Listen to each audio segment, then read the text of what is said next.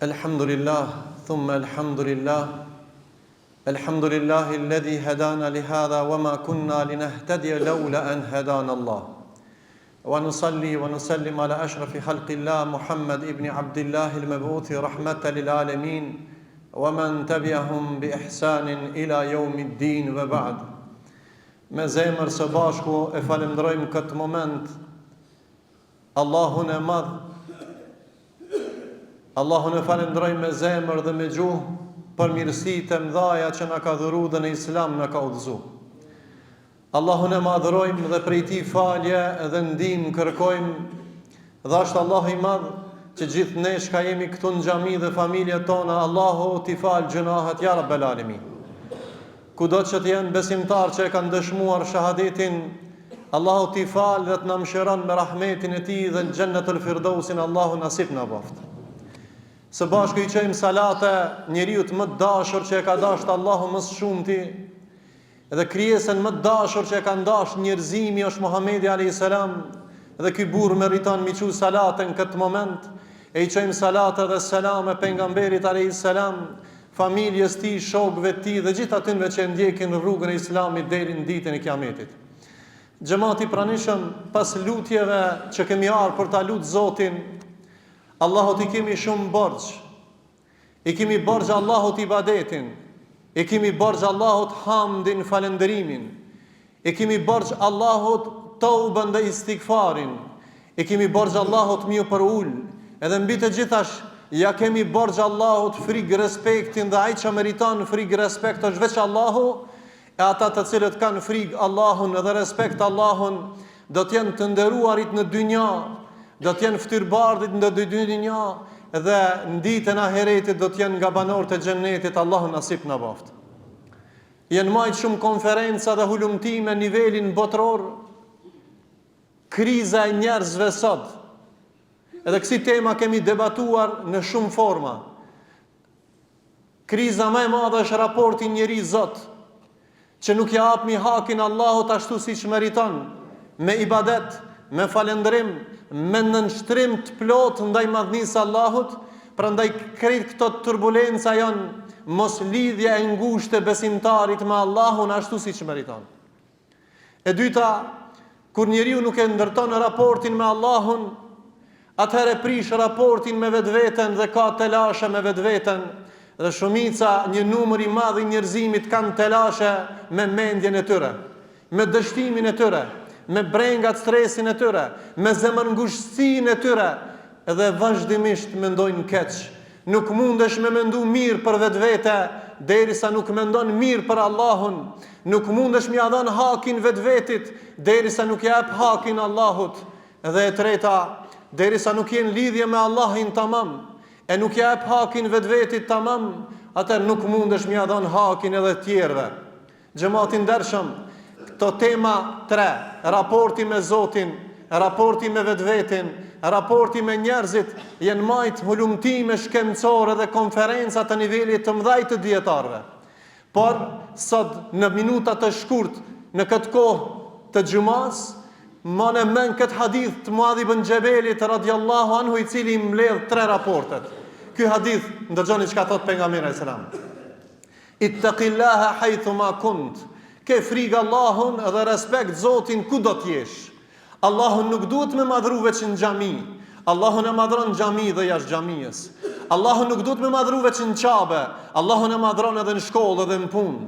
Allahun e madhron edhe në Evropë edhe në Amerikë, edhe ku do t'jesh. Allahu është i ngritur mbi arsh, dhe ti duhet ta madhrosh Allahun ku do t'jesh. Lidhja e zemrës tane me Allahin në çdo moment dhe përmendja e Zotit në çdo moment duhet të kanë me Zotin e Madh. Çka nën kupton ky hadith? Ky hadith komenton 3 pozicione, 3 dimensionet. E para me Allahun, e dyta me vetveten dhe e treta me njerëzit. Ke frikë Allahun ku do të jesh, kjo është baza e besimit. Ai që nuk ka frikë Zotin, ai s'ka besim. Prandaj doza e imanit është mbas frikës ndaj madhnisë Allahut. Pse thojna baza është e fejes frika ndaj Zotit? Se nuk mundesh mi mshef, njerëzve mundesh mi mshef. E ban një zullum, nuk t'ka pa. e vjedh, nuk t'ka pa, ofendon, shan, i ban padrejtësi, shpionazh, pislëqen, punë të këqija, nuk të sheh njeriu, ama të shef Allahu. Ai çka e ka këtë vetdije se Allahu të përcjell ty dhe mu, atëherë ti ke frikë Allahun, edhe çka kjo është grada më e lartë e imanit. Kjo është në raport me Allahun lidhja më e ngushtë. Çdo lidhje tjetër pas Allahut është batil. Nëse me Allahun nuk je lidh, po unë jam mirë me filanin, s'munësh më kanë mirë. Gabim e ki. Lidhja më e mirë është lidhja me Allahun. Ahsin alaqatak me Allah. Rregullon raportin me Allahun, Allahu rregullon raportin me njerëzit. E dyta, pas çdo vepre të mirë, thot pejgamberi alayhis salam, pas çdo vepre të keqe, pasoj jeni të mirë. E din Islami, e ka ditë Muhamedi alayhis salam që unë edhe ti, kina gjunahe. Edhe kitë na që tu shka jina në xhami kina gjunahe. Çdo biri Ademi të gjunaqar. Ama ki hadith ta shnosh zemrën. Pse ka në xhami? Pse xhumaja është falje gjunaheve, namazi deri namaz falje gjunaheve. Thot pejgamberi alayhis salatu wassalam, atëherë mas çdo të keqes, mas çdo gjunahi që e ban e një të mirë, tamhuha, sa ajo ta fshin gjunahin edhe t'i shton sevapet. Një gjunah me ban, një mëkat me ban, Allah i njët ta shkruan me rahmet ti. Veç në Islam e kemi këtë, ama me ban një të mirë, Allahu minimum me 10 sevape ta shkruan, herë 10 mas pakti. Kjo veç në Islam. Prandaj o vllai dem, ti që ke bë gjunah, bane një të mirë mini herë, kur mëse prit më vonë. Qatë moment që ke bë të keqen, bani një të mirë, Allahu ta kompenzon, t'i fshin gjunahin edhe t'i shton të mirat. Prandaj Islami e din dobësinë tonë, edhe nëpërmjet këtij hadithit, bane një punë të mirë mas veprës të keqe, ban hesab e vetë llogarit gjunahin tanë se unë kum ba padrejtësi. Në akşam, bane një regjistrim të gjunaheve tua. Kur qosh, bane një vepër të mirë. E mëson njeriu me bëvet llogaritje. E mëson njeriu të mu pendu tek Zoti dhe e mëson njeriu me pas shpresë tek Allahu i Madh. Allahu na baft nga ata që kemi frikë Allahun kudo që të jena dhe e lusim Allahun që ne mas çdo vepre të keqe ta bëjmë një vepër të mirë, ta ndreshmi vetveten, t'i japmi hakin vetvetit me vepra të mira. Edhe e treta, wa khaliqin nas bi khuluqin hasan. Kuptimi i jetës të mirë është mos sill mirë me njerëzit. Iman nuk është veç ibadet në xhami me ne dhe Kur'an me lexu. Iman dhe xhenetin s'munësh me fitu derisa nuk ke sjellje të mirë. Thot pejgamberi alayhis salam, wa khaliqin nas bi khuluqin hasan. Dhe sillu mirë me njerëzit. Pse e gërsillëki është në mesin e muslimanëve sot? Pse se ki raportin e mirë me Allahun. Pse nuk ban vepra të mira për mi shlyt këqijat. Atëherë buron arroganca në mesin e njerëzve. S'munësh mu kanë i butë me njerëzit e jegër me Allahun.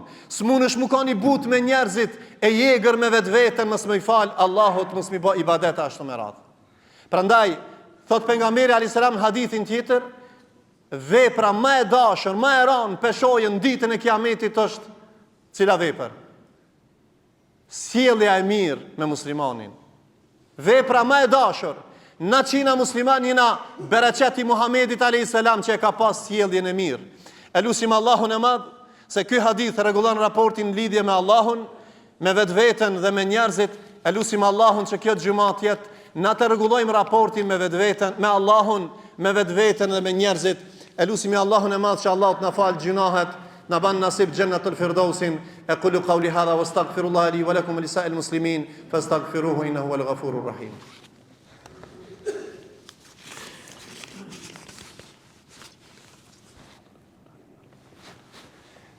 Alhamdulillah, thumma alhamdulillahi rabbil alamin, alladhi amara bitamassuki bil Qur'anil azim وأمر باتباع سنة النبي الله ونصلي ونسلم على أشرف خلق الله محمد بن عبد الله المبعوث رحمة للعالمين ومن تبعهم بإحسان إلى يوم الدين. يقول الله عز وجل والله يدعو إلى دار السلام ويهدي من يشاء إلى صراط مستقيم. ويقول الله تبارك وتعالى إن الله وملائكته يصلون على النبي يا أيها الذين آمنوا صلوا عليه وسلموا تسليما. اللهم صل على محمد وعلى آل محمد كما صليت على إبراهيم وعلى آل إبراهيم إنك حميد مجيد. اللهم بارك على محمد وعلى آل محمد كما باركت على إبراهيم وعلى آل إبراهيم إنك حميد مجيد. اللهم أعز الإسلام والمسلمين. اللهم انصر المسلمين في كل مكان يا أرحم الراحمين. المؤمنين اللهم اغفر لنا وارحمنا واعتق رقابنا من النار اللهم إنا نسألك الجنة الفردوس ونعيمها ونعوذ بك من النار اللهم إنا نسألك الجنة الفردوس ونعيمها ونعوذ بك من النار اللهم إنا نسألك الجنة الفردوس ونعيمها ونعوذ بك من النار ربنا آتنا في الدنيا حسنة وفي الآخرة حسنة وقنا عذاب النار وادخلنا الجنة مع الأبرار يا عزيز يا غفار ربنا اغفر لنا ولوالدينا وللمؤمنين يوم يقوم الحساب عباد الله إن الله يأمر بالعدل والإحسان وإيتاء ذي القربى وينهى عن الفحشاء والمنكر والبغي يعظكم لعلكم تذكرون ولذكر الله أكبر والله يعلم ما تصنعون